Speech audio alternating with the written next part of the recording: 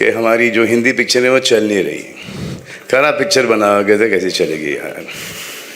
ঢাকাই সিনেমার মেগাস্টার শাকিব খানের নতুন সিনেমা আসবে আর তা নিয়ে আলোচনা হবে না এমনটা কখনোই হয়নি, কারণ শাকিব খান মানেই আলোচনার ঝড়। ইতিমধ্যে পুরো সোশ্যাল মিডিয়ার মধ্যে ঝড় তুলে ফেলেছেন ঢাকাই সিনেমার কিং খান মেগাস্টার শাকিব খান তার নতুন cinema Prince once upon A time in ঢাকার নতুন লুক দিয়ে।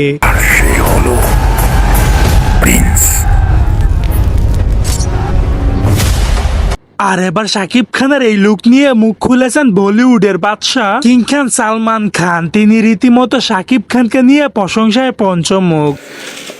शाहरुख, आमिर, मी, अकी, अजय। সালমান খান একটি সাক্ষাৎকারের মধ্যে বললেন, বাইরে আমি তো ভয় পেয়ে গেছি, কল্পনাই করতে পারছি না শাকিব খান এতটা ভয়ঙ্কর। বাংলাদেশি সিনেমার মধ্যেও এমন ভয়ঙ্কর দৃশ্য থাকতে পারে সেটা আমি কখনো কল্পনাই করতে পারছি না।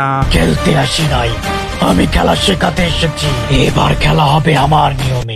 দর্শক, শাকিব খানের এই লুকটি আপনাদের কেমন লাগলো অবশ্যই মতামতটি জানিয়ে দিবেন ভিডিওর কমেন্ট বক্সে।